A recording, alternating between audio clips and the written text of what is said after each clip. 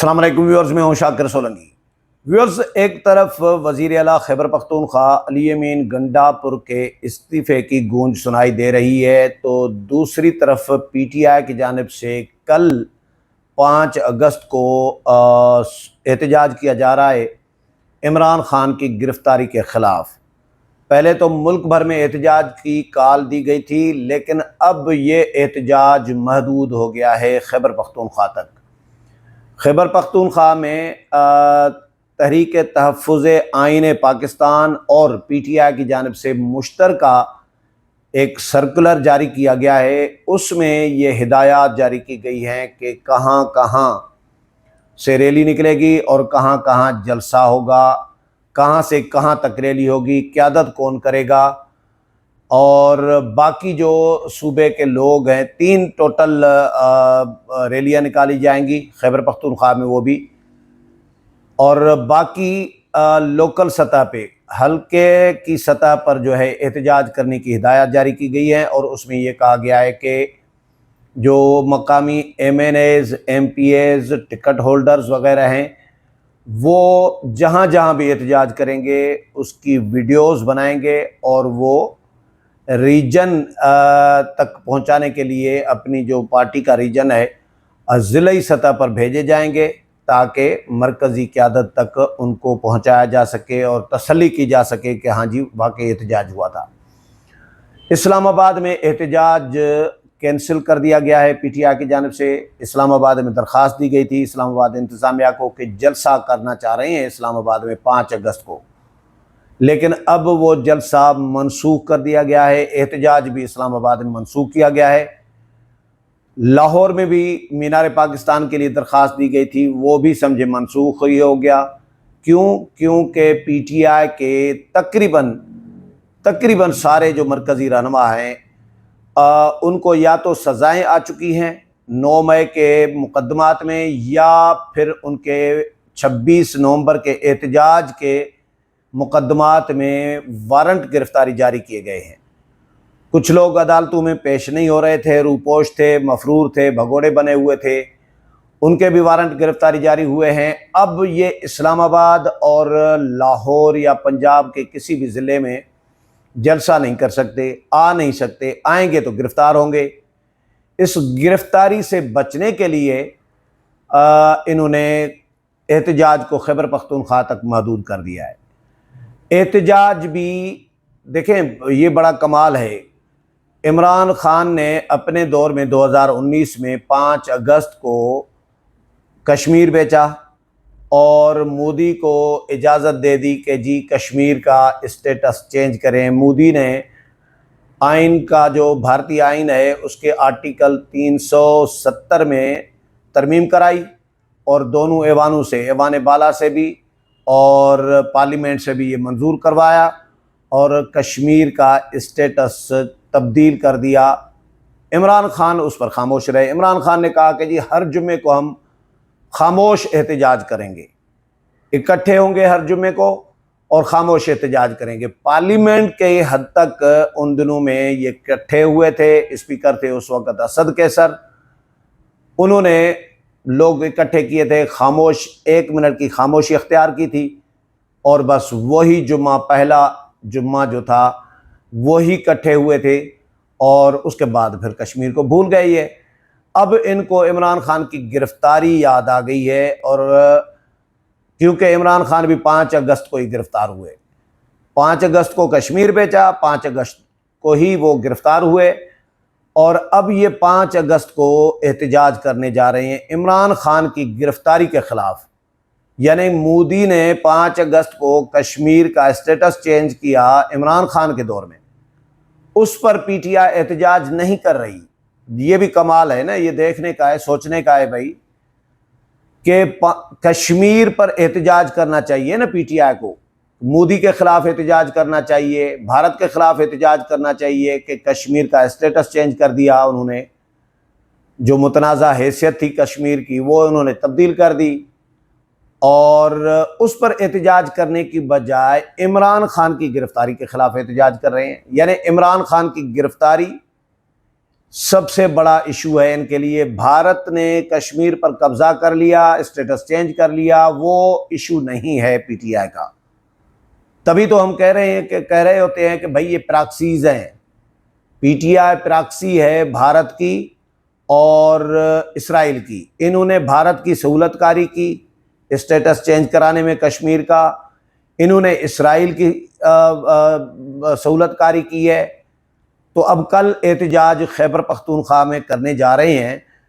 कहाँ कहाँ एहतजाज होगा, ये सर्कुलर जो जारी किया गया है इसमें कहा गया है कि जी इमरान खान की हिदायत के मुताबिक तहरीक तहफ़्फ़ुज़ आइन और पाकिस्तान तहरीक इंसाफ की क़यादत का 5 अगस्त 2025 का पेशावर रीजन का लाहेअमल दर्ज झील है। पेशावर और खैबर के अजला सिपर 3:30 बजे Hayatabad toll plaza, ring road से किला बालाहिसार, पेशावर तक वज़ीर आला खैबर पख्तूनख्वा अली अमीन गंडापुर की क़यादत में रैली में शिरकत करेंगे। दूसरी रैली है सवाबी मर्दान और चारसदा की। ये अजला अंबार इंटरचेंज सवाबी से इकट्ठे होंगे और 3:30 बजे अपना एहतजाज शुरू करेंगे और इशा की नमाज तक जो है ये एहतजाज जारी रहेगा। नौशहरा और महमद, ये अजला अटक पुल के करीब खैराबाद नौशहरा में जमा होंगे और 3:30 बजे से अपना एहतजाज शुरू करेंगे और इशा की नमाज तक ये एहतजाज जारी रहेगा। तमाम मेंबरान कौमी और सूबाई असम्बली और टिकट होल्डर्स अपने हुजरे, डेरा और मुख्तलिफ जगहों पे जहाँ पे भी एहतजाज शुरू करेंगे अपने जलसों की वीडियोस बनाएंगे और रीजन तंजीम में आगे जमा कराने के लिए ज़िले तंजीम को जमा कराएंगे। ये हिदायत दी गई है। अब पीटीआई के अंदर इख्तलाफात चल रहे हैं इस एहतजाज के हवाले से भी।